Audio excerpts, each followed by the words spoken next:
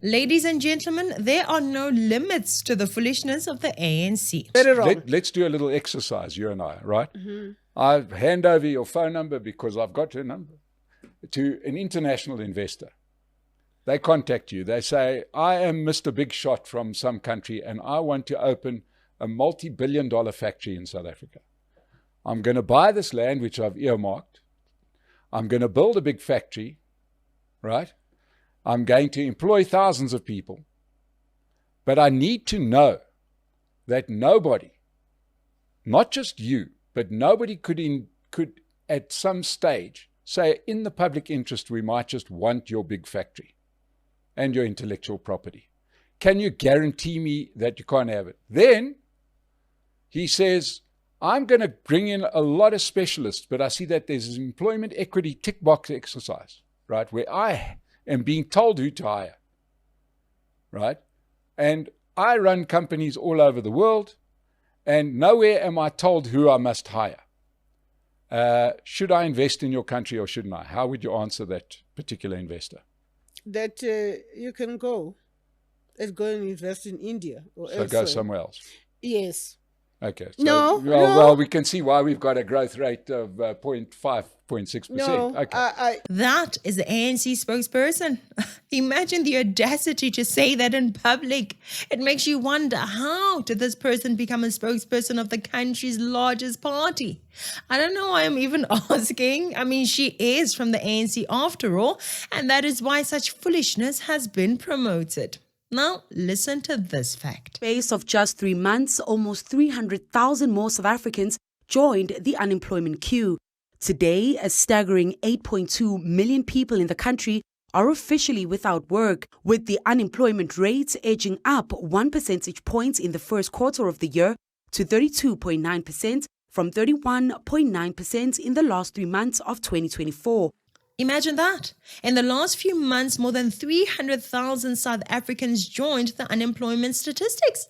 The majority of them are black, and this ANC fool has the audacity to open her mouth to say that investors can leave the country and go to India. Huh? How out of touch do you have to be for you to say something so cold and so evil? What makes this worse is that she's not the only one with this mindset. The ANC is full of fools just like this one. They are paid from our hard-earned taxes. They have gotten fat through tenders. They have government jobs as directors general, MECs, premiers, ministers, and MPs within parliament. When they're being told the people need jobs, they don't see it as an urgent issue. They would rather smirk and smack the investors in the face and move on to live their soft lives. Imagine the audacity of someone doing that. We have said it many times on this channel. Singapore begged investors to come to Singapore under Lee Kuan Yew. China begged investors to come to China during the time of Deng Xiaoping. All around the world, many countries are begging big money investors to bring their skills and capital to uplift the people of the nation. It is one of the tried and tested ways in which a country can get more jobs for its citizens and consequently more revenue to run the nation. And yet, instead of trying to court and seduce investors by all means, this fool has the audacity to publicly say investors should go to India rather than come to South Africa. Guys, recently ANC wanted to force us to pay a higher VAT. Why? Because the budget was not enough to fund the social programs. The budget was not going to be enough to pay the salary increases, build the infrastructure needed for education, healthcare, and so on. The police are doing because they want increases that the budget does not allow for. Do you know what could allow for the budget to be enough for all of these things? More jobs. The more jobs that people have, the more people that we have paying income taxes. The more people spending money on goods and services, meaning that there's more VAT being paid for the food, the drinks, cars, clothes, you name it. For people to have jobs and pay that income tax and the VAT, people must start businesses or open new divisions within South Africa. Somebody needs to do that. We need South Africans to be employed, whether the employment is through Bill Gates, Jack Ma, Musk, Dangote, some Swedish woman or Japanese man. It matters not.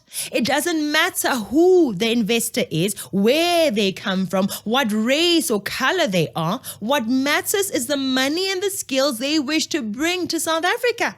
Like Deng Xiaoping famously said, it doesn't matter whether the cat is black or white as long as it catches mice. We need our people employed. How is that not obvious? How is it not a top priority? The ANC fool speaks like this because life is so good for her. She speaks like this because she has a job. She speaks like this because she doesn't identify with the problems of poor people who the ANC keeps claiming to be empowered to bring transformation to. Transformation this, transformation that. What transformation when you yourself have publicly said that you are more than happy to chase away the means of transformation, which is employment? Wake up, South Africa. The ANC does not care about you. That is why you see that even with the very high and increasing unemployment rates, they don't focus their energy on doing what brings more investment and ultimately more jobs for South Africans. No, they don't. Some of you may say that I'm too harsh, blah, blah, blah, but this woman is clearly a fool, an idiot of the highest order. She, along with the party that she represents, need to go. Listen to this. So what we have at the moment, the biggest problem in South Africa, as far as I can see, when people complain and they say, what are you unhappy about? They're unhappy about the economy, jobs, service delivery. I don't know where people are complaining about transformation. What we have is an economy that's not growing, right? That's a very conservative view, to say people are not complaining about transformation. Right. People are actually not complaining. People are deserving equal opportunity. And what stops them from getting equal opportunity? Because the apartheid patterns continue to persist. They can never be reversed after only 30 years. Mike Sham made the same point we all know. Nobody is sitting unemployed worrying about occupying your Hand Rupert's job. Transformation is the least of our worries right now. Our people need jobs. They need to be skilled in something, be doing something valuable and honest. They need an income to put food on the table, take their children to school, go to sleep knowing that the roof over their heads won't be taken from them due to non-payment of the rent or the bond. This fool has the audacity to say apartheid is stopping equal opportunity in 2025. Before 94, the government gave opportunities to white people. After 94, the government gave opportunities to connected people. She says you can never reverse apartheid patterns in 30 years. I mean, soon after apartheid came to an end, the majority of the senior positions in government were occupied by ANC cadres. There was nothing to stop you from doing as you pleased. Nothing stopping you from bringing about the transformation you talk about so much. Instead of ensuring that everyone gets equal opportunities to make money, get a job or a tender, you ensure that all opportunities are reserved for your comrades and their friends and families.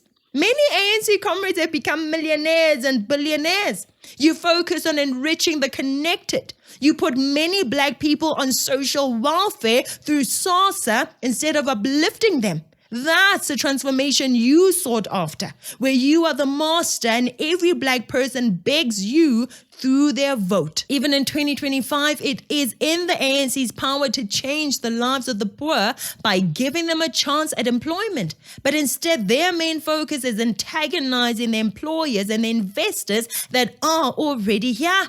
They focus on attacking white people in this country because their belief is that black people are poor because white people are rich. In their heads, wealth comes from every white company owner giving up 30% of their companies to a black comrade. According to fools like this one, without Elon Musk giving up 30%, there can be no wealth created by black people. According to fools like these ones, it's fruitful to complain about the fact that 90% of JSE listed companies are white owned.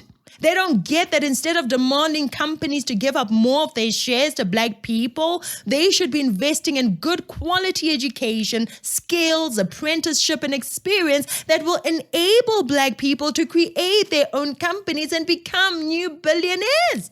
Since the ANC knows only to take and take some more, they cannot believe that there are black people in South Africa who actually have what it takes to build from scratch. They assume that all black people are incompetent, lazy scavengers like them, but really, the reality says otherwise. Elon Musk could have easily been black. Mark Zuckerberg could have easily been black. We need a mindset of building and creating wealth, not taking wealth from those that have already built. She doesn't understand the fact that the wealth of nations is something that comes from the existence of thriving businesses and the protection of those businesses. She really doesn't get it. Oh, the poor fool. Overpaid for nothing. You know, these are the types of people that belong in the slay queen category. The women that would have been nothing if it wasn't for hanging out with certain people and doing who knows what to get into positions of power. These are the women who hold positions of power for affirmative action reasons, for BEE reasons, the whole women in power movement. This transformation agenda has created these incompetent leaders and followers who have no idea where wealth really comes from. They are simply fools and clowns in positions of power. What an embarrassment of a woman, an embarrassment of a politician. And you know what? This is only possible because our people are sleeping on the wheel. The voter is too sleepy to notice. Let's do better, South Africans. Come on now, we can do it. Anyway, that's it for today. If you haven't already, please subscribe to the channel. If you like this video, please press a thumbs up button and share it with other citizens. Thank you so much for watching. I'm Katlego. This is Citizen Concerned. And until next time, beware of the comrades.